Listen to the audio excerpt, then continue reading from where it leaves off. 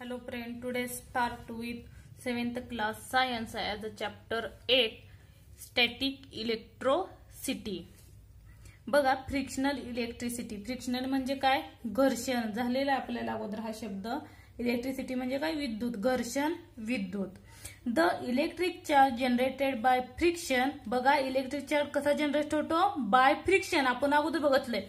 Rubbing करतो, रब करतो म्हणजे घासतो म्हणजे काय करतो? As a friction is called as frictional electricity. ही डेफिनेशन लिहून काढायची. बघा the electric charge generated by friction is called as frictional electricity. This charge is produced only at place of friction, hence is called as static electricity. आपल्या जो टॉपिकचं नाव आहे त्याची डेफिनेशन आहे. This charge is produced only at place of an friction. म्हणजे जे प्रभार वस्तूवर घर्षण झालेल्या ठिकाणीच असतात. जिथं घर्षण झालं, घर्षण झाल्यामुळे काय होतं आपण अगोदरच्या व्हिडिओमध्ये पाहिले. जे काही पॉझिटिव्ह आणि निगेटिव्ह चार्ज आहेत त्यांचे घर्षण होतं. त्याच्यातील चल आणि विचल as a static and stationary आणि मुव्हिंग चार्ज आपण पाहिले. त्यांचं फ्रिक्शन होतं, त्यालाच काय म्हणलं जातं? As a static electricity. It remain on an object for short duration. This charge of static electricity are absorbed by the moist air.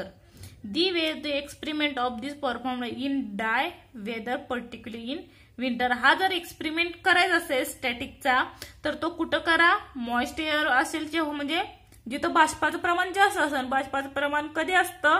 एक कुठल्या विदर मध्ये? विंटर किंवा रेनी सीझन मध्ये असतं काही काही वेळेला, पण रोज ते आढळून येत नाही. त्याच्यामुळे विंटर मध्ये मॉइस्ट एअर असतं. बाष्पाची क्षमता बाहेर जास्त पडण्याची. नंतर बघा ऍपॅरेटस. ट्राय दिस आहे ऍक्टिव्हिटी आहे. A few straw.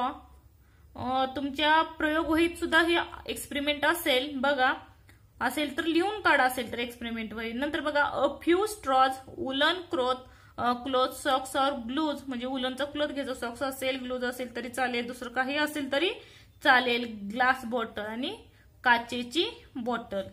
का तर स्थिर ठेवण्यासाठी पाहिजे, त्याचा काही उपयोग नाही आपल्याला बॉटलचा ऍक्च्युअल मध्ये. बघा procedure. Place a straw on a bottle. काय करायचे? स्ट्रॉ कुठे ठेवायचे? On a bottle. बॉटल वरती ठेवायचे आहेत. आणि आता काय करा? टेक अनादर स्ट्रॉ. दुसरा स्ट्रॉ घ्यायचा आणि काय करायचा? Near a straw. या स्ट्रॉच्या जवळ न्यायचं आणि ऑब्झर्व व्हॉट हॅपन. काय दिसून येईल ते विचारित प्रोसेस ह्याच्यामध्ये बघू आपण चार्ट मध्ये. नंतर बघा leave the straw on a bottle as a rub the other straw against a woollen cloth and take it near the straw on the bottle. नंतर काय करायचं? हा स्ट्रॉ सॉक्स किंवा ग्लोव्ह जो काही वुलनचा क्लॉथ असेल त्याला रब करायचा, फ्रिक्शन करायचा किंवा घासायचा मराठीत. रब केला परत ते हा स्ट्रॉ जवळ न्यायचा. काय दिसून येईल ते लिहायचं, कारण खाली चार्ट दिले त्यात कम्प्लीट करायचंय. बघा नंतर पाहू अजून. Observe what happen. काय दिसेल ते लिहा. नाव टेक 2 स्ट्रॉ अँड रब them against woollen cloth and same time. आता काय करायचे? ही काय इथे स्ट्रॉ होते, 3 स्ट्रॉ होते, एक स्ट्रॉ इथे घेतलाय. 2 स्ट्रॉ काय करायचे? ह्या क्लॉथ वुलन क्लॉथ वरती घासायचे आणि ह्या बाटलीवरती परत हाय अशी ठेवायचे सेम टाइम. आणि आता हा स्ट्रॉ ह्या स्ट्रॉ जवळ, बाटलीवर ठेवल्या स्ट्रॉ जवळ न्यायचा. Keep 1 straw on other bottle, take other near it, see what happen. काय दिसेल ते लिहायचं. नंतर बघा keep the rubbed straw on a bottle as it take a woollen cloth on what is close. आता ज्यावर घासला आहे आपण जो काही क्लॉथ, आता क्लॉथच ह्या स्ट्रॉ जवळ न्यायचा. अगोदर काय केला? विदाउट रब करता स्ट्रॉ जवळ नेला, परत त्यातला एक स्ट्रॉ घासला आणि स्ट्रॉ जवळ नेला आणि परत काय केला? हा स्ट्रॉ ह्या जे काही स्ट्रॉ आहेत तो सॉक्स वरती किंवा ग्लोव्ह वरती घासले, परत नेलं आणि परत हा स्ट्रॉ न नेता काय नेला? वुलनचा क्लॉथ नेला. कशाजवळ?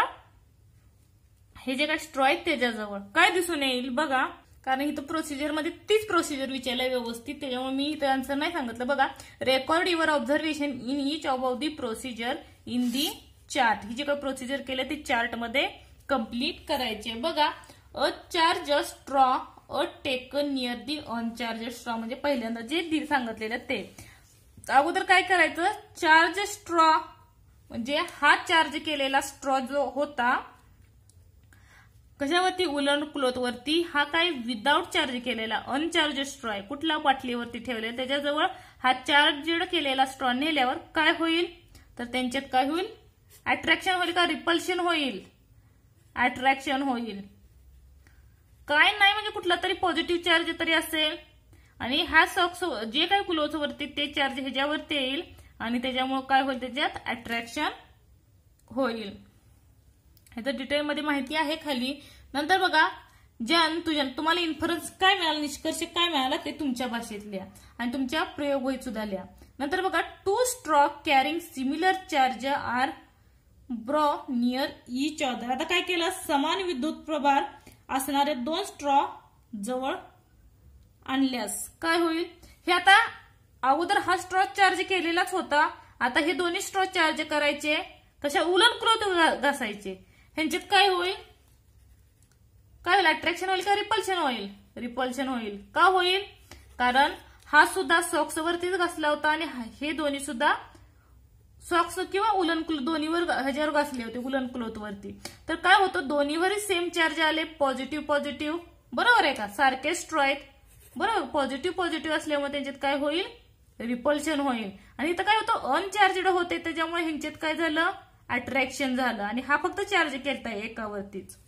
नंतर बघा, charged straw and oppositely charged cloth which was used for rubbing are cloth near each other. आता काय करायचंय, प्रभारी स्ट्रॉ आणि ज्याने घासले त्याच्या विरुद्ध प्रभारी, त्याचं अपोजिटली चार्जड काय करायचंय, कापड जवळ आणलं, जे काही कापड होतं कशाचं, उलन क्लॉथ, ते जवळ आणलं तर त्यांच्यात कुठला चार्ज येईल, देअर इज अ अट्रॅक्शन. आणि त्याच्यावर इन्फरन्स काय लिहिता ते तुमच्या नुसार लिहा आणि तुम्हाला प्रयोग वहीत सुद्धा आहे ती बघा, एक्सपेरिमेंट वही. नंतर बघा, observe and discuss. Take a thermocol ball, थर्मोकॉलचे बॉल माहित असतील, थर्मोकॉल जे काही कापड, थर्मोकॉलचे बारीक कलरचे गोळ्या मिळते ना, 5-10 रुपयाला असते ते बघा, काहीतरी चिटकावायला, आणि ऑर मस्टर्ड सीड किंवा काय ते मोहरीचे दाणे किंवा दाणेच, in a bottle and shake the bottle vigorously. ह्या दोन्हीपैकी ही कुठलंही एक घ्यायचं, थर्मोकॉलचे बॉल घ्यायचे किंवा मस्टर्ड सीड घ्यायचे आणि ते काय करायचे, बॉटलमध्ये टाकायचे आणि शेक करायचे उशीर.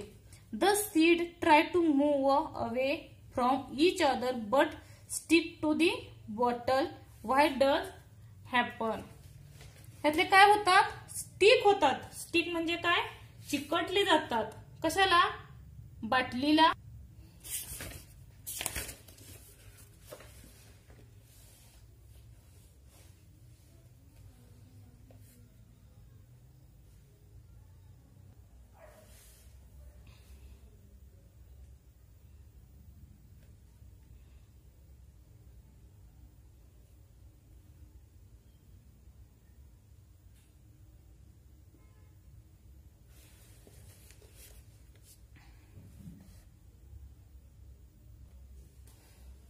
अरे बापरे. Hello friend, today start with 7th class science as a chapter 8 static electricity. बघा, फ्रिक्शनल इलेक्ट्रिसिटी. फ्रिक्शनल म्हणजे काय, घर्षण झालेला आपल्याला अगोदर हा शब्द. इलेक्ट्रिसिटी म्हणजे काय, विद्युत, घर्षण, विद्युत. The electric charge generated by friction. बघा, इलेक्ट्रिक चार्ज कसा जनरेट होतो, बाय फ्रिक्शन. आपण अगोदर बघितलंय, रबिंग करतो, रब करतो म्हणजे घासतो, म्हणजे काय करतो, as a friction is called as frictional electricity. ही डेफिनेशन लिहून काढायची बघा. The electric charge generated by friction is called as frictional electricity. This charge is produced only at place of friction, hence is called as static electricity. आपल्या जो टॉपिकचं नाव आहे त्याची डेफिनेशन आहे. This charge is produced only at place of and friction. म्हणजे जे प्रभार वस्तूवर घर्षण झालेल्या ठिकाणीच असतात, जिथं घर्षण झालं. घर्षण झाल्यामुळे काय होतं, आपण अगोदरच्या व्हिडिओमध्ये पाहिले, जे काही पॉझिटिव्ह आणि निगेटिव्ह चार्ज आहेत त्यांची घर्षण होतं त्याच्यातील चल आणि विचल as a static and stationary आणि मुव्हिंग चार्ज आपण पाहिले. त्यांचं फ्रिक्शन होतं त्यालाच काय म्हणलं जातं as a static electricity. It remain on an object for short duration. This charge of static electricity are absorbed by the moist air. The way the experiment of this performed in dry weather, particularly in winter. हा जर experiment करायचा असेल स्टॅटिकचा तर तो कुठं करा, moist air असेल म्हणजे जिथं बाष्पाचं प्रमाण जास्त असेल. बाष्पाचं प्रमाण कधी असतं, एक कुठल्या विदर मध्ये, विंटर किंवा रेनी सीझन मध्ये असतं काही वेळेला, पण रोज ते आढळून येत नाही. त्याच्यामुळे विंटर मध्ये मॉइस्ट एअर असतं, बाष्पाची क्षमता बाहेर जास्त पडण्याची. नंतर बघा ॲपॅरेटस. ट्राय दिस आहे ऍक्टिव्हिटी आहे. A few straw. तुमच्या प्रयोगवहीत सुद्धा हे एक्सपेरिमेंट असेल, बघा असेल तर लिहून काढा, असेल तर एक्सपेरिमेंट वही. नंतर बघा अ फ्यू स्ट्रॉज, उलन क्लोथ सॉक्स और ग्लूज. म्हणजे उलनचा क्लोथ घ्यायचा, सॉक्स असेल, ग्लूज असेल तरी चालेल, दुसरं काही असेल तरी चालेल. ग्लास बॉटल आणि काचेची बॉटल. का तर स्थिर ठेवण्यासाठी पाहिजे, त्याचा काही उपयोग नाही आपल्याला बॉटलचा ऍक्च्युअल मध्ये. बघा procedure. Place a straw on a bottle. काय करायचे, स्ट्रॉ कुठे ठेवायचे, ऑन अ बॉटल, बॉटल वरती ठेवायचे आहेत. आणि आता काय करा, टेक अनादर स्ट्रॉ. दुसरा स्ट्रॉ घ्यायचा आणि काय करायचा, नियर अ स्ट्रॉ, ह्या स्ट्रॉच्या जवळ न्यायचं आणि ऑब्झर्व व्हाट हॅपन. काय दिसून येईल ते विचारली तर प्रोसेस ह्याच्यामध्ये बघू आपण चार्ट मध्ये. नंतर बघा leave the straw on a bottle as a rub the other straw against a woollen cloth and take it near the straw on the bottle. नंतर काय करायचं, हा स्ट्रॉ सॉक्स किंवा ग्लोव्ह जो काही वुलनचा क्लॉथ असेल त्याला रब करायचा, फ्रिक्शन करायचा किंवा घासायचा मराठीत.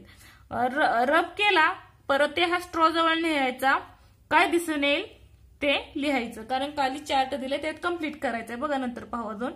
ऑब्झर्व व्हॉट हॅपन, काय दिसेल ते लिहा.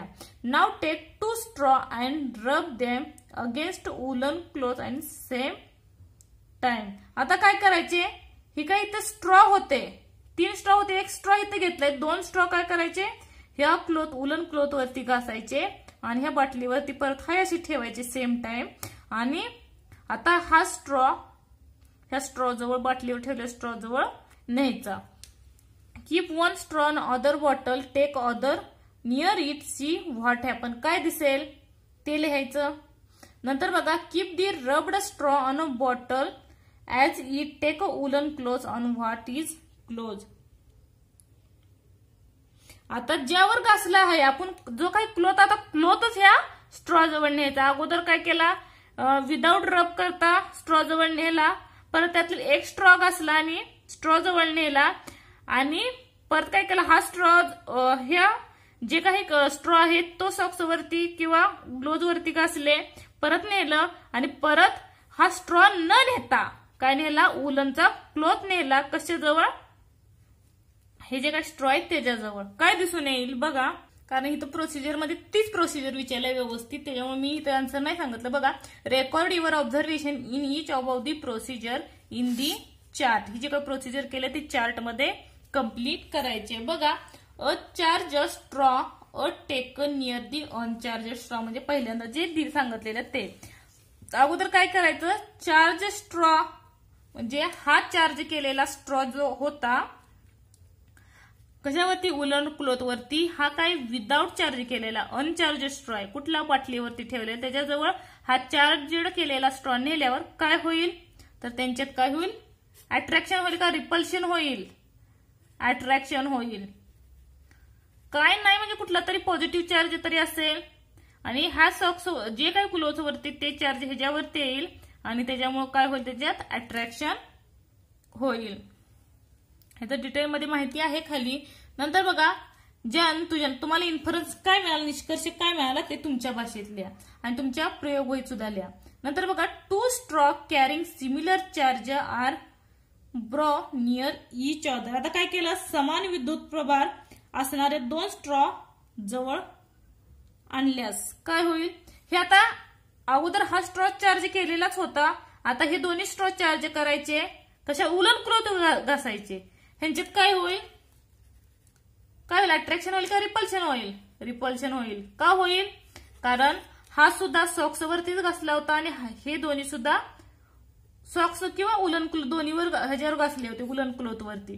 तर काय होतं, दोन्हीवरही सेम चार्ज आले, पॉझिटिव्ह पॉझिटिव्ह, बरोबर आहे का, सारखे स्ट्रॉ आहेत, बरोबर. पॉझिटिव्ह पॉझिटिव्ह असल्यामुळे त्यांच्यात काय होईल, रिपल्शन होईल. आणि इथं काय होतं, अनचार्जड होते, त्याच्यामुळे ह्यांच्यात काय झालं, अट्रॅक्शन झालं. आणि हा फक्त चार्ज केलताय एकावरतीच. नंतर बघा, a charged straw and oppositely charged cloth which was used for rubbing are cloth near each other. आता काय करायचंय, प्रभारी स्ट्रॉ आणि ज्याने घासले त्याच्या विरुद्ध प्रभारी, त्याचं अपोजिटली चार्जड काय करायचंय, कापड जवळ आणलं. जे काही कापड होतं कशाचं, उलन क्लोथ, ते जवळ आणलं तर त्यांच्यात कुठला चार्ज येईल, देअर इज अ अट्रॅक्शन. आणि त्याच्यावर इन्फरन्स काय लिहित आहे ते तुमच्या नुसार लिहिलं आणि तुम्हाला प्रयोग वहीत सुद्धा आहेत ती बघा, एक्सपेरिमेंट वही. नंतर बघा, observe and discuss. Take a thermocol ball. थर्मोकॉलच्या गोळ्या माहिती आहे, थर्मोकॉलच्या बॉल असतात बघा, कलर मध्ये काहीतरी डेकोरेशनचं बनवतात त्याचं. Mustard seed in a bottle and shake the bottle vigorously. काय करायचे, एक बॉटल घ्यायची आणि त्याच्यामध्ये थर्मोकॉलचे बॉल टाकायचे किंवा मस्टर्ड सीड किंवा मोहरीचे दाणे टाकायचे आणि ते काय करायचे, बाटली हलवायची, शेक करायची विग्रसली.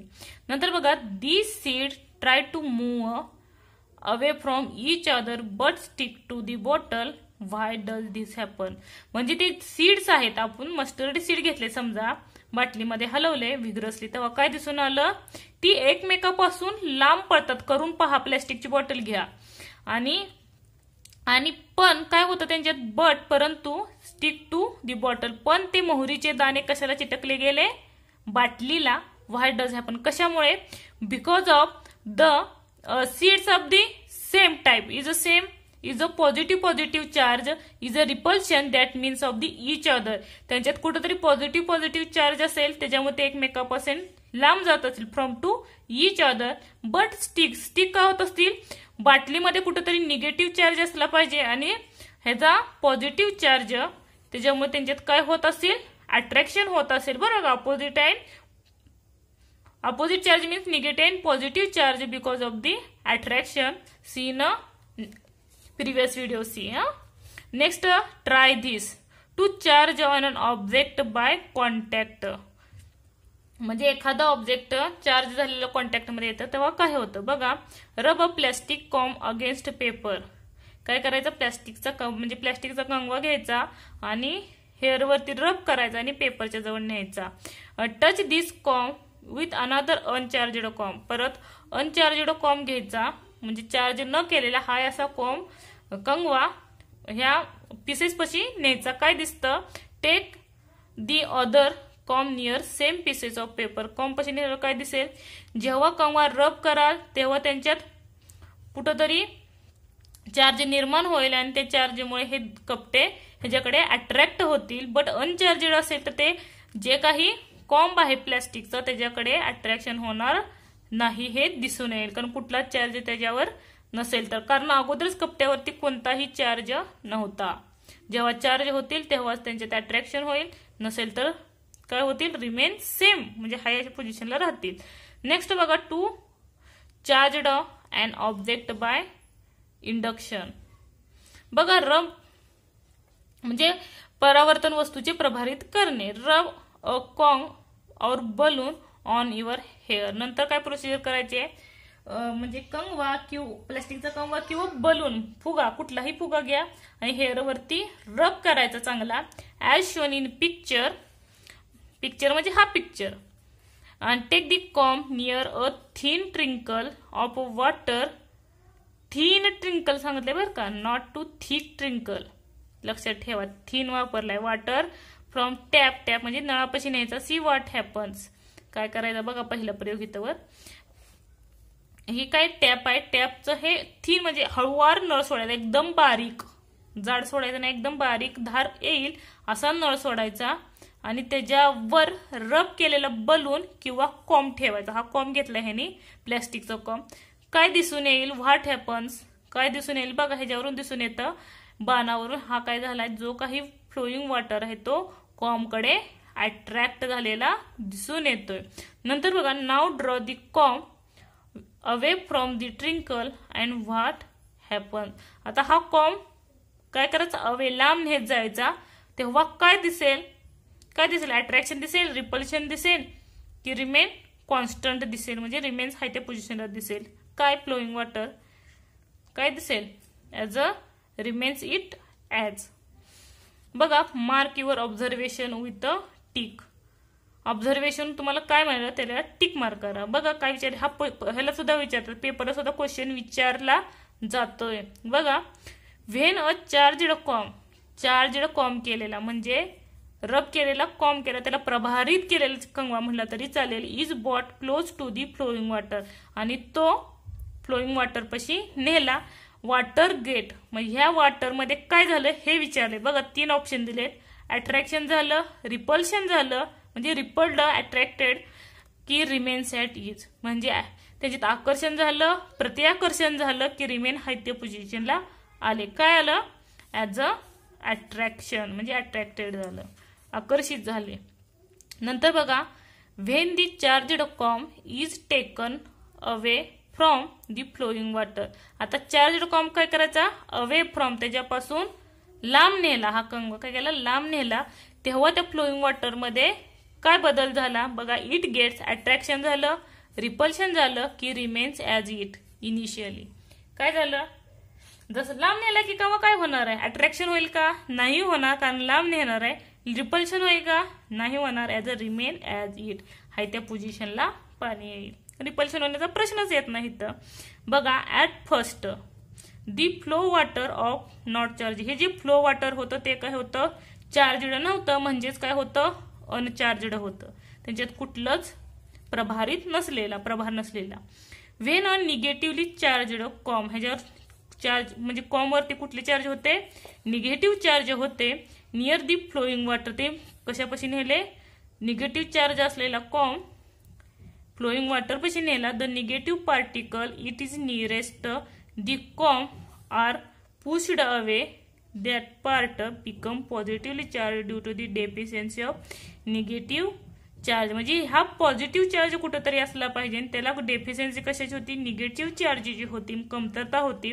आणि हे जेव्हा निगेटिव्ह चार्ज ह्या पॉझिटिव्ह चार्जकडे आले तेव्हा त्यांच्यात काय झालं, अट्रॅक्शन झालं. बघा, the com has negative, com काय होता, निगेटिव्ह होता, आणि water has a positive charge, म्हणजे हे वॉटर मध्ये कुठला चार्ज होता, असतो बरं का. नाहीतर म्हणताला हे कुठलं काय असतं, हे इलेक्ट्रिक चार्ज दिसत नाहीत, पण त्यांच्यात असल्यामुळे त्यांच्यात हे अट्रॅक्शन होतं. करून पहा प्रयोग, नाहीतर म्हणताला काहीही सांगतात, कारण दिलेल्या म्हटल्यावर असणारच ते, बरोबर आहे का.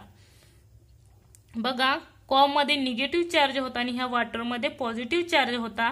That means due to the attraction between the opposite charge. Opposite charge मध्ये अगोदर शिकलोय काय होतं, अट्रॅक्शन होतं, म्हणजे ह्याच्यात अट्रॅक्शन पॉझिटिव्ह आणि निगेटिव्ह चार्ज मध्ये अट्रॅक्शन झालं, त्यामुळे ते पाणी त्याच्याकडे खेचलं गेलं. The flowing water is attracted, त्याच्यामुळे जे काय फ्लोईंग वॉटर ते अट्रॅक्टेड झालं टुवर्ड दी कॉम, त्यामुळे फ्लोईंग वॉटर काय झालं, या कॉमकडे अट्रॅक्ट झालं. When the com is taken away, the negative particle in the flowing water come back to the original position. बघा, negative particle in flowing water come back to their original position, the positive and negative charge become equal number. म्हणजे जेव्हा positive charge बघा, positive charge आणि negative charge कितीही असतील ते काय आहेत, इक्वल नंबर मध्ये असतील, तेव्हा ते काय असणार आहे, ओरिजिनल पोझिशनला म्हणजे हाय त्या पोझिशनला असतील. As the result the water becomes uncharged, म्हणून वॉटर काय होता, अनचार्जड होता. अनचार्ज मध्ये काय असतं, त्याच्यात पॉझिटिव्ह आणि निगेटिव्ह चार्ज कुठेतरी इक्वल असतील त्याच्यामध्ये, त्याच्यामुळे त्याच्यावर चार्ज दाखवला होता का, नव्हता दाखवला. पण हे निगेटिव्ह चार्जकडे हे निगेटिव्ह चार्ज गेले, पण हे कुठले राहिले चार्ज, पॉझिटिव्ह चार्जच राहिले. त्यामुळे पॉझिटिव्ह चार्ज स्थिर असतात, मी अगोदर सांगितले टेजिशन, त्याच्यामुळे ते निगेटिव्ह चार्जकडे अट्रॅक्ट झाले. आणि जेव्हा ते कॉम काय केला, attracted to comb as it away from, त्यामुळे ते अवे झाले. इथं दिले बघा, क्वेश्चन विचारलेला as a away from it. नंतर बघा द ऑलवेज रिमेंबर, नेहमी लक्षात ठेवा. काय ठेवा? The number of positive and negative charges are equal. जेव्हा लक्षात ठेवा पॉझिटिव्ह चार्ज आणि निगेटिव्ह चार्ज सारखे असतील, इक्वल असतील, ऑन अनचार्जड असतात ते लक्षात ठेवा. फक्त मी न्यूट्रल सांगतो, अगोदर आपल्याला न्यूट्रल फक्त झालं उदासीन, पण ते अनचार्जडही असतात. आताच पाहिलं अनचार्जड म्हणजे कुठलाही प्रभारित नसलेला किंवा दाखवत नाही कुठलाही प्रभार. The electric charge generated by induction stay only as long as charged object is near it. म्हणजे परावर्तन जवळ असताना निर्माण झाला जो काही विद्युत प्रभार होता, फक्त विद्युत प्रभारित वस्तू काय करतो, इलेक्ट्रिक चार्ज असेपर्यंतच राहतो.